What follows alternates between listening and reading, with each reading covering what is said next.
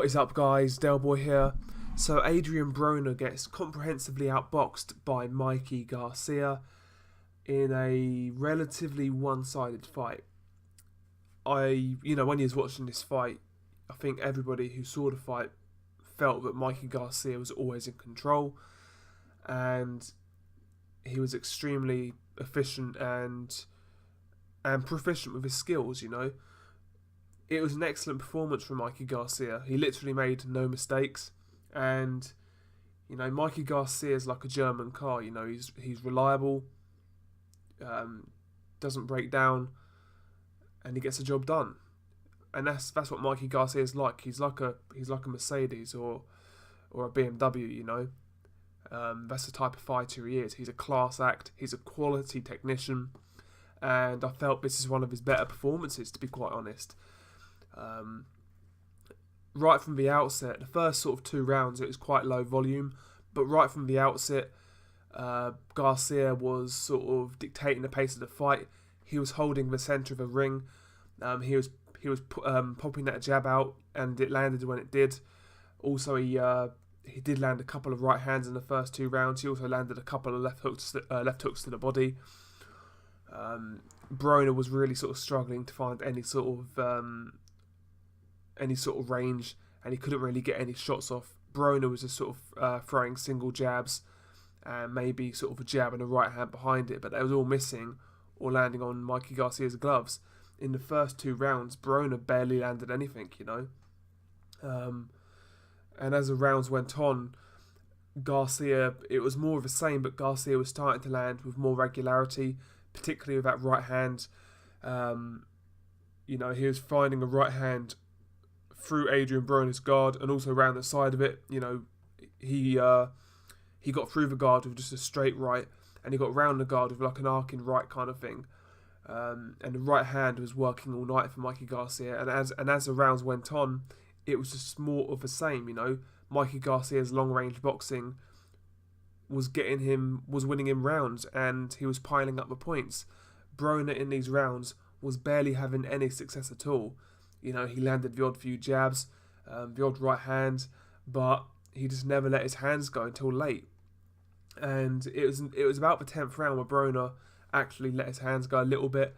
And in the last 3 rounds, although I felt Broner probably lost all 3 rounds, it was more competitive.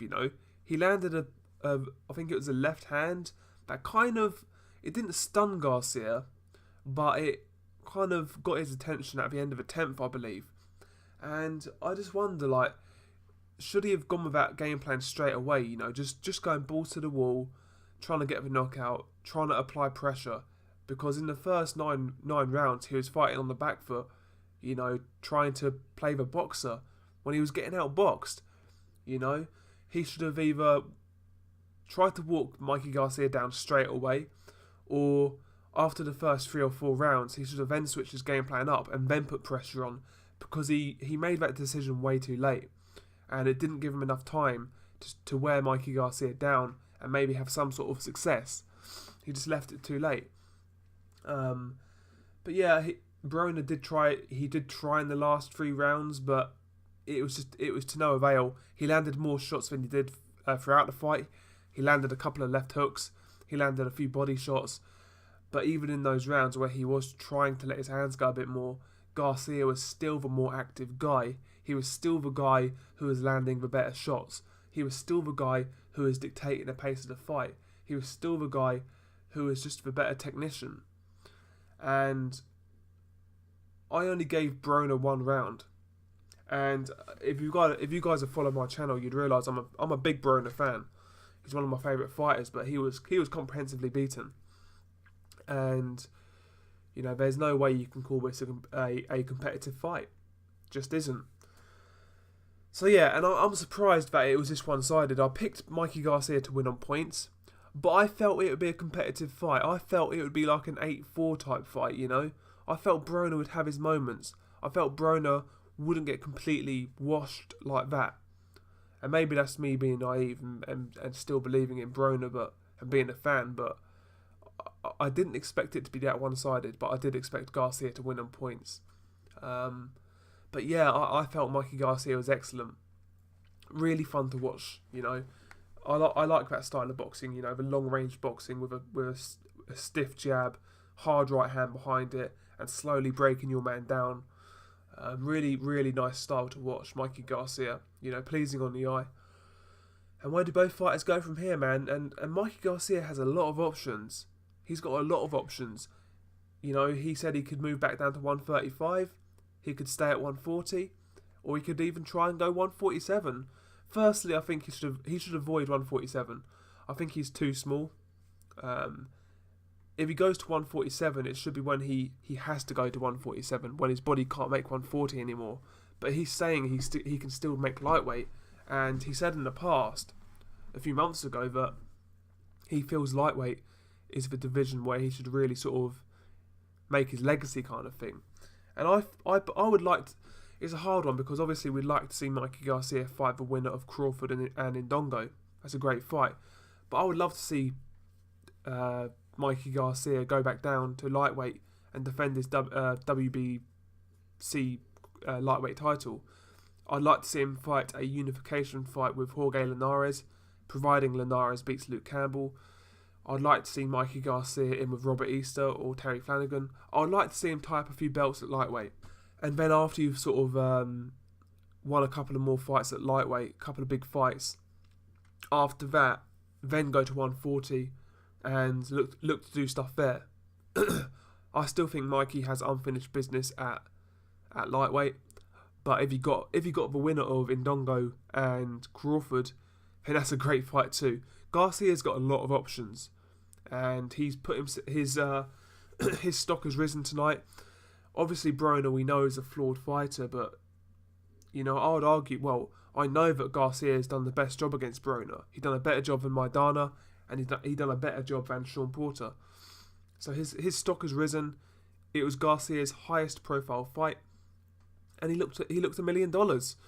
Credit to his team for getting him ready. Garcia, although a few people were questioning his move to 140, some people felt in the lead up to this fight that he looked a bit fleshy, and some people were sort of speculating that maybe it's a weight class too far. And I could see their point, but I personally felt Mikey Garcia looked quite good at 140. He didn't look small compared to Broner, who's a big 140-pound fighter. He looked reasonably sized. And Broner's a strong guy, and Broner never really pushed Mikey Garcia back, not that much, apart from the last 3 rounds. So yeah, Garcia looked pretty strong at 140. He looked pretty big, and yeah, man, he did the job. Some people are going to question his power at 140, which I think is very harsh if they do, because ultimately Broner, for all of his flaws, Broner has got a very good chin, and he's got great punch resistance, and he's very tough, and he's very strong. Like I said in the video in my prediction that I just couldn't see why people were saying Mikey Garcia was going to stop Broner. I think Broner is one of the more durable guys in boxing at the moment. You know, he's got one of the better chins out there.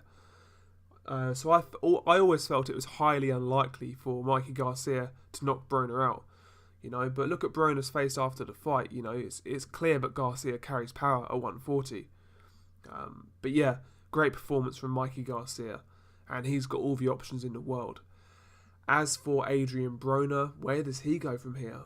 Damn, I couldn't even tell you. I mean, it depends what Broner wants from his career, really. Does he just want to be an action fighter at this point and be in fights with other guys whose style complements his? Because he can be in some very good fights. We saw last time out before this fight against Granados, a very close fight, but it was really entertaining. Great fight. Is he going to be that type of fighter who's put in those type of fights? You know, action fights. Like an Arturo Gatti. Could he become that type of fighter? Because he's been in those type of fights, you know, Maidana, Granados, you know, he's been in those type of fights. So he could still do that. He's still got fights out there, but it's where he wants to go. I mean, he weighed in for this fight at 138. Could he potentially get down to lightweight? I'm not sure.